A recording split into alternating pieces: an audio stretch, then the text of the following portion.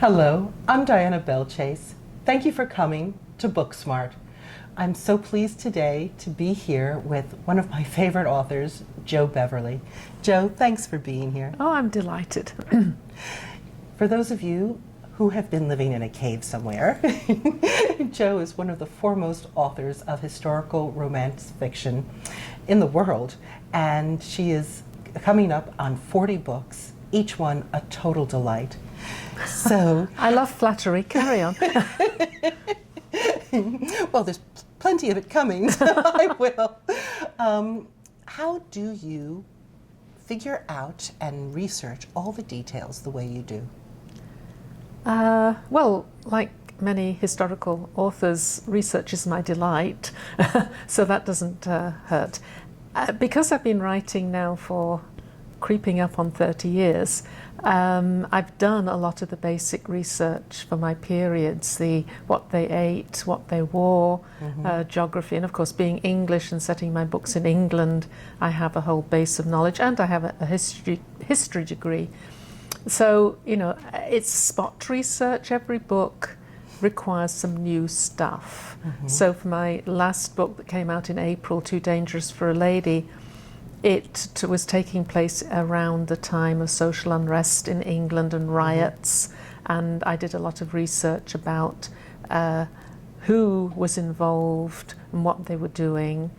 This book is actually starts just after the death of Princess Charlotte, which people may, because of the way I write my Company of Rogues books, they are on a strict timeline. You know, one flows after the other, so I don't have a lot of control about when.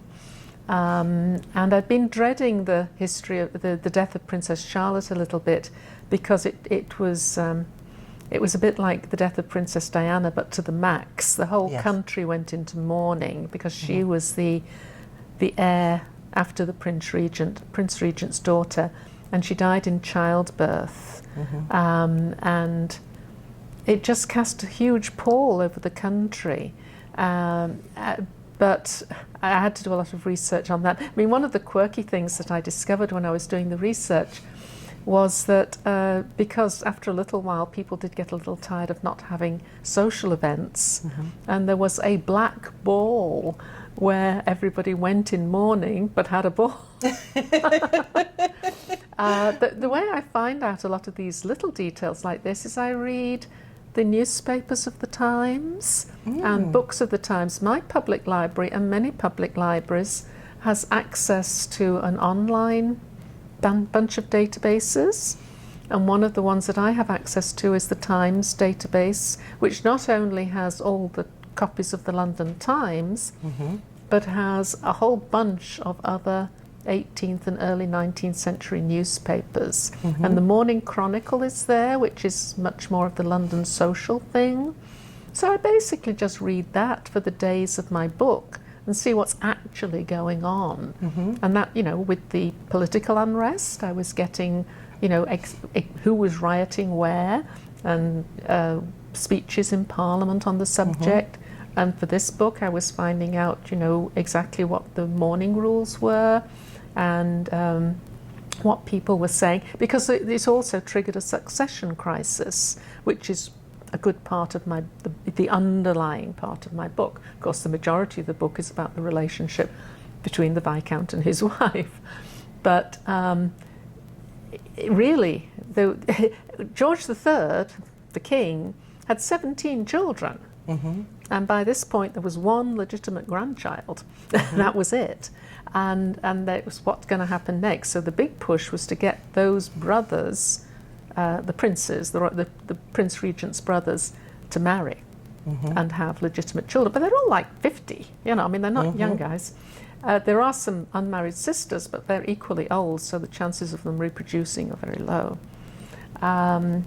So that's in the papers going on. And one of the little really cute things I discovered reading the papers about the succession crisis was that way down on the list, like about 17th or something, is Bonaparte's nephew. Which really freaked everyone. The French invasion would have been complete. because his brother had married a German into one of the German royal houses, and so it was this, and I discovered this just by simply reading through the papers, and it's just wonderful. It is wonderful. Real history is so much more interesting than anything we could make up. It is. And so I personally find it a little distressing, this more modern sort of viewpoint in publishing, that the facts aren't all that important in some of the more modern historicals. How do you feel about this new trend? It's not new. It's not new.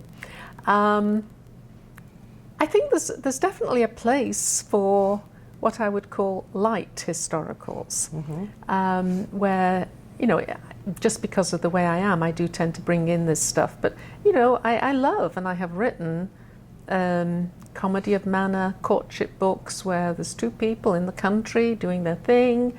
They don't care about who's on the throne or who's, And that's fine. And they are wonderful books. So that's fine. I do like people to get the details of life in the time. It's just, I can forgive little things, but if it's just glaring, I mean, one of the things that does bug me, because it's so easy to check, is geography.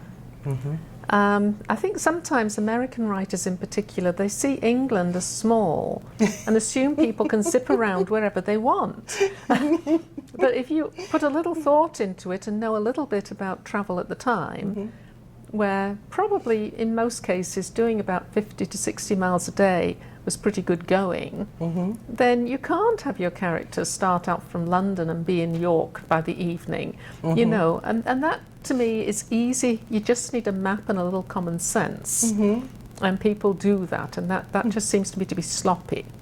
And the other thing is that these days with the internet, most of this information is at your fingertips. And when I started writing, if I wanted to research something, I had to haul myself down to the local university library and kind of wander into the stacks and things. But now everything's at our fingertips.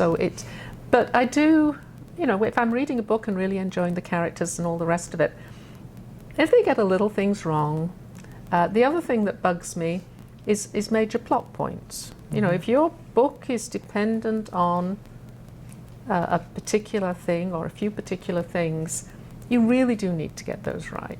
I mean, I gave a talk yesterday and I gave an example. It goes back quite a long time, which is why I say this is not new.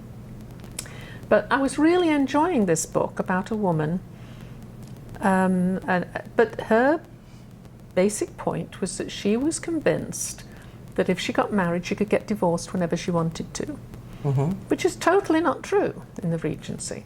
And I was reading along thinking, well, she's going to realize the truth sooner, and that's going to be interesting. But she never did. And now you see, if you're going to use something like that, or the legal stuff, one of the ones that crops up sometimes is the idea that a peer, a lord, could adopt somebody who could inherit the title. Absolutely not. Or a daughter could pass the title. If the daughter married, she could put the title onto her husband. There's all these things which just are not true. And if that's going to be the basis of your book, do the research to find out what is and is not true. There's all kinds of ways you can bend. I don't mean bend the truth, but there were ways people got around some of these things. So if you find out how somebody got around one of these things, you can use it in your book. But so it's the simple stuff like geography, and it's the basic plot points. If people get those right, I can go along if they're good enough to capture me with their characters and everything. Well, you're groundbreaking in many ways. First of all, you're one of the few English authors writing about historical England. Yes, and it shows in this beautiful cadence that you have in your language, and particularly in dialogue. It doesn't ever sound stilted, as well as your real grasp of the facts. It all shines through beautifully. But you also have written not just about the Regency, but about the medieval period, about the Georgian period. You love all of this history, and you've managed to have different series and different time periods. what is the American fascination with the Regency? Why are we so stuck in it when so much of the history is so wonderful? I often wonder about that. I think, the Americans can go along quite well with the Georgian, though there are some who don't like the things about the Georgian that I do like, which is the guys in their fabulous clothes. I mean, Georgian men didn't have many options, pretty boring clothes.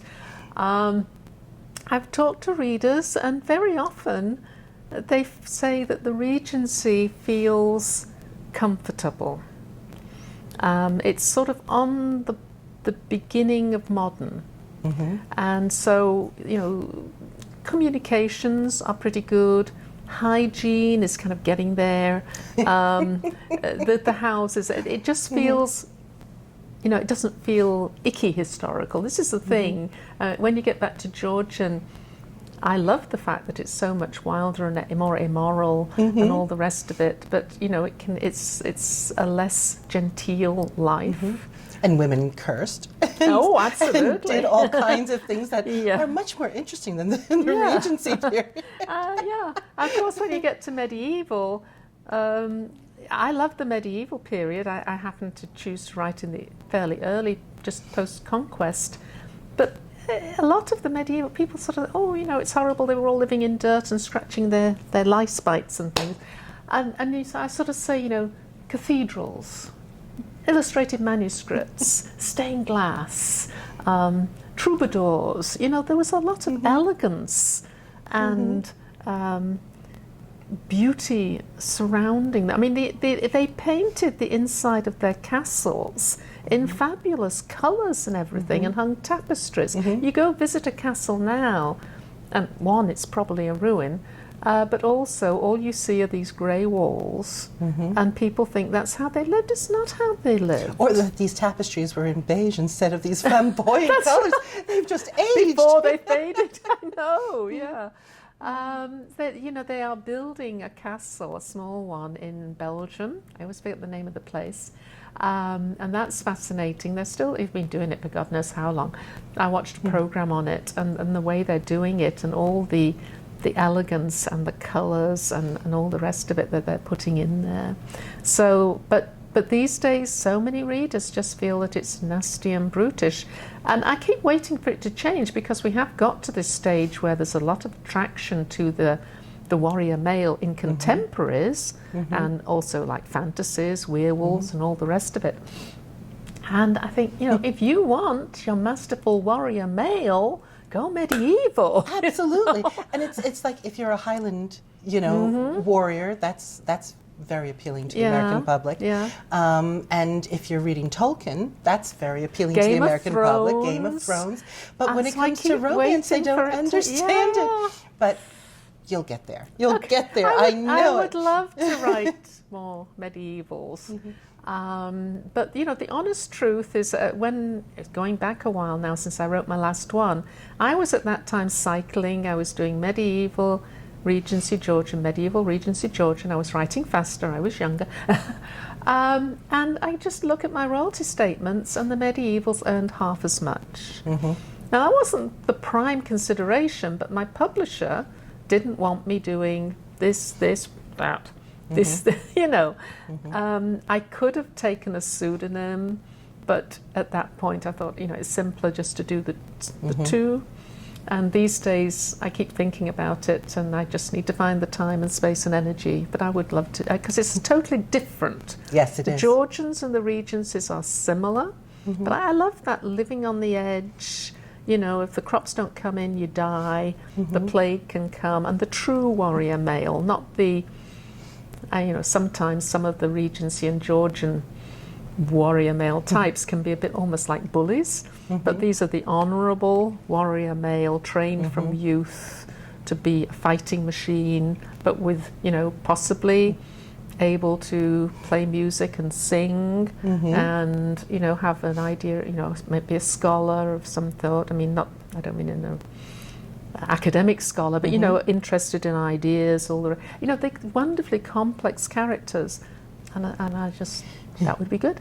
Well, but it's also a truly romantic period. The Song of Roland, the tales of King Arthur, the troubadours coming from castle to castle and you know, singing the songs and the stories, and of course knightly love. You know, all of this is really so super romantic compared to the Regency in my mind. But I like also that I think more with your medievals than with your regencies, you tend to take a few more risks. You know, you have nuns who have to break their vows, you have women who are pregnant with their enemy. Yeah, well, that was enemy a really families. Risky book. Yeah. Yes, I mean, to start off, that the heroine wasn't a virgin, I mean, that was unheard of. So I see that you've always been a risk taker and a groundbreaker, but it seems you can get away with it a little bit more with your medievals than with your regencies, perhaps? Well, it might be. I mean, the first one, Lord of My Heart, was, I think it was a pretty standard. I don't go looking for risks. Risks come and get me. But no, I don't know. I don't know about that one, about the risks in medievals. I think I take risks in the other ones when they come. They're maybe a little more subtle. But yeah, like in Lord of Midnight, where the hero kills her father in the first scene. That's very risky. But that was the basis of the book. I mean, that wasn't risk for risk's sake. That was the whole problem between them, was that he had killed, and the reason he killed her father was honourable. But it took her a long time to get there. As it would for any of us. Well, anyway, I can't tell you what a fan I am and how much of a pleasure it's been here to sit down and to get a few moments of your time. And well, it's been delightful. To share you with the readers. And so, again, I'm Diana Belchase here for Booksmart with the delightful Jo Beverley, and keep reading.